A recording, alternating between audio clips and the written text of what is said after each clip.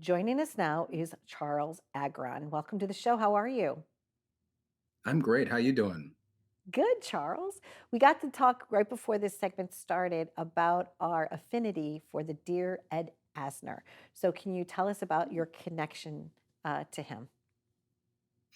Well, not only did I work with Ed, luckily work with Ed, Ed was a dear friend, and I really do miss him. Um, he sort of has his reputation. Obviously, he's been from Mary Tyler Moore through the number of movies he's been. He sort of has his reputation of being a bit of a curmudgeon, and he could be that way. But the thing about Ed is that he was always very real. He always told you the truth, and you could just learn so much from him. And he was a fierce ally. He had convictions that he shared with you, and once he was sort of behind you, there was nobody bigger that could possibly sort of be your cheerleader. I know when I had the opportunity to work with him in altered reality, we had to jump over some hoops to finally make it happen with the world sort of being on its ear at this time. But for the rest of my life, I'm very proud to say that I was in a movie with Ed Asner, and like I said, I really do miss him.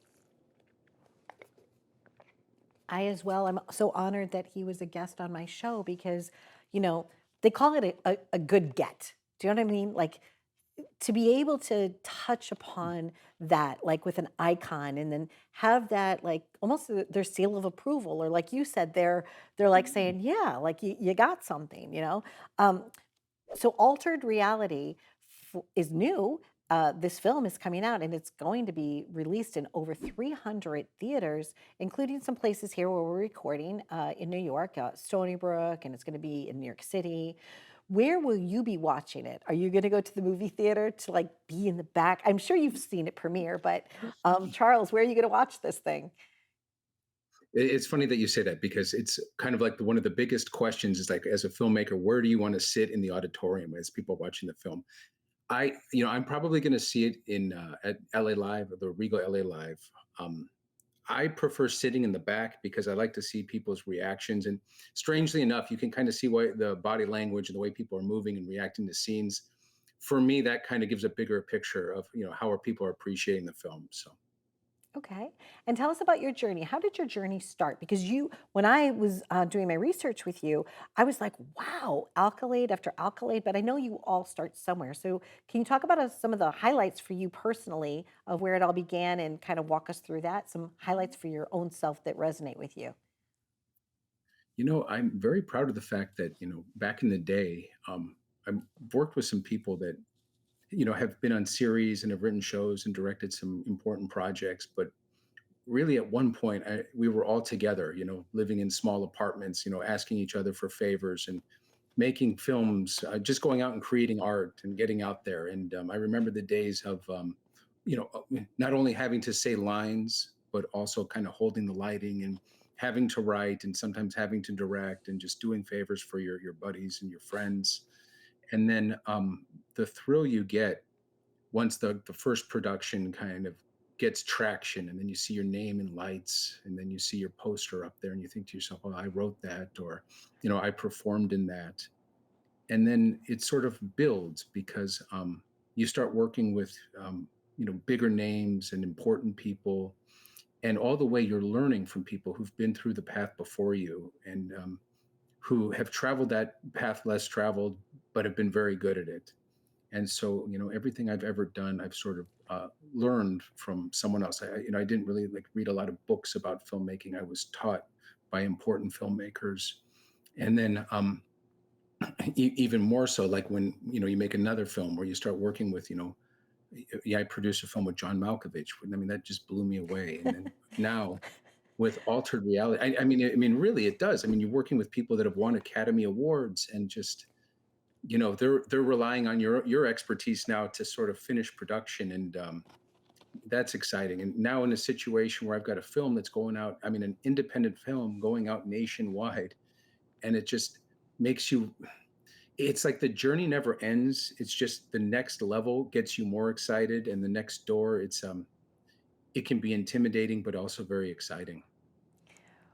Sometimes when a filmmaker has a film and they've finished it, you want it to play because you built it for an audience. right? You've created a gift of yourself that you've brought forth. You've given it birth, right? And when you're first starting out, sometimes you're like you said, asking favors from friends and things like that. You're like, okay, well, maybe we're going to four-wall it, which means you'll just pay for any theater or any type of someone to put a sheet up on their wall just so you could project something, right? And that's how you're filming scene. That's what you're doing as an independent. But this is like an independent, but it's like not so much an independent anymore. Do you know what I'm saying? Like it's homegrown, but yet it's big time.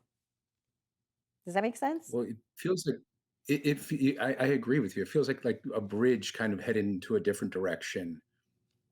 Previously I had had a good relationship. AMC liked my work, and when we wanted to do the premiere over at LA Live, that's Regal. And so, of course, Regal said, "Okay, we'd like to take a look at the film and make sure that it reaches, Regal standards and that sort of thing." And ultimately, they looked at the film and they said, you can do the premiere over at LA Live." And then they contacted us and said, "Well, we'd be interested in doing some more business with you with this movie." And then, Cinemark, reached out, and I'm sitting there thinking to myself, we've come a long way from holding the lightings and trying to four-wall our movies, or trying to get into the like very small film festivals and that sort of thing. So it's sort of just sinking in. Like I said, I'm looking forward to what's ahead, because I think people are going to resonate with this film, and I have some other great ideas, and yeah, I What can't are wait to we keep telling that story. Yeah, what are we in store for with this? Can you give us like a little sneak peek, paint a picture for us with your words, if you don't mind? Altered reality. So I want to know. Well, I feel like time is one of our most precious gifts, True. and it's something that a lot of people take for granted, I feel. And I've always been intrigued with time. I made a movie called Monday at 11:01 a.m., Yes. and and it was a little edgy film. And for most people, 11:01, what does that mean? It's just a moment in time. But for this character, Michael, it meant everything. And so in altered reality, I tried to kind of expand on that. And I've always been kind of pensive about sliding doors and the decisions that we make, and how we can't go back on them. Like, the consequences are ours. And so in altered reality, my character is tempted by fame and fortune, and things go in a direction that, let's just say, what weren't expected. And so I toyed with the idea, well, wonder if you could go back and change that decision. And so that's sort of like the ideas that I play with. I hope that people leave the movie theater, and I certainly don't want to pontificate and tell people how to think, but I hope they leave the theater thinking about where they are and how this movie impacted them in whatever part of life that they're in.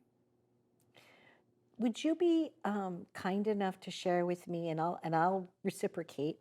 Could you share with me, Charles, maybe one personal moment for you in your journey? Maybe that's not even in the film, but that you wish that perhaps, or you wonder sometimes, what if I did this instead of that? What would that be for you? I'm putting you on the spot. Respectfully, if you want to not answer, you don't have to, but I'm just inviting you, if you wouldn't mind sharing that with me. Sure, it's a tough one.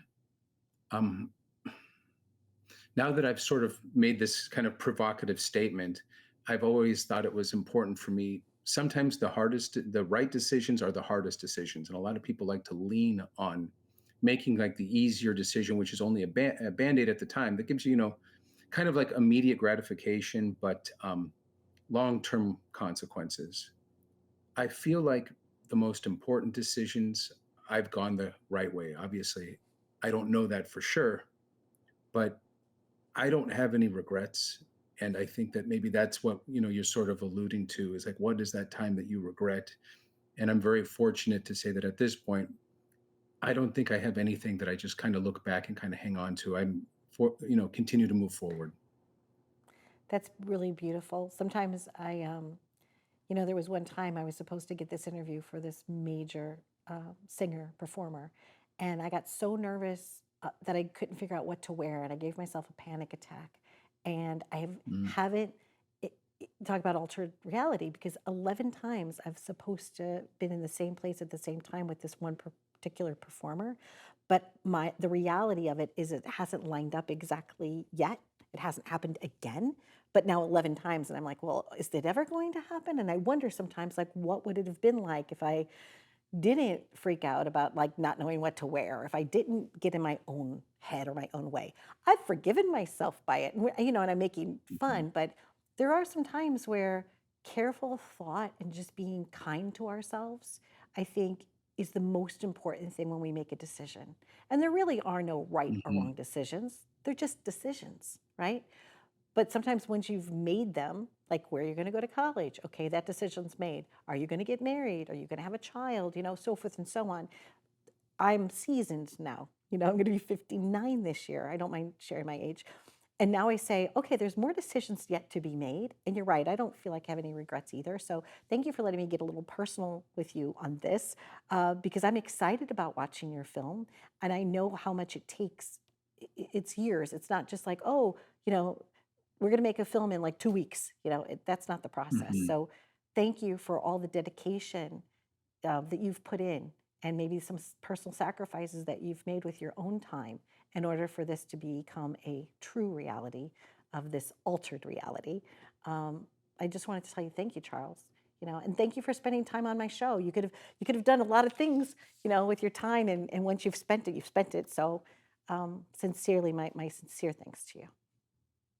Well, I loved being here. Anytime you'd want me back, I'd be happy to talk with you more. That would be lovely. You're a very talented human, and if people just go to your IMDb, they're going to be like, "Oh yeah, he did this and this and this and this and that." So thank you very very much, and I wish you all the best. And hey, you know what? It's coming. It's coming to theaters everywhere. So congrats on that. Thank you. I appreciate Okay, that. you're welcome. And whoever gets to be lucky enough to sit next to you, hopefully they'll share the popcorn. All right. Thank you, Charles. Take care. Thank you. Bye bye. Bye-bye. Bye bye.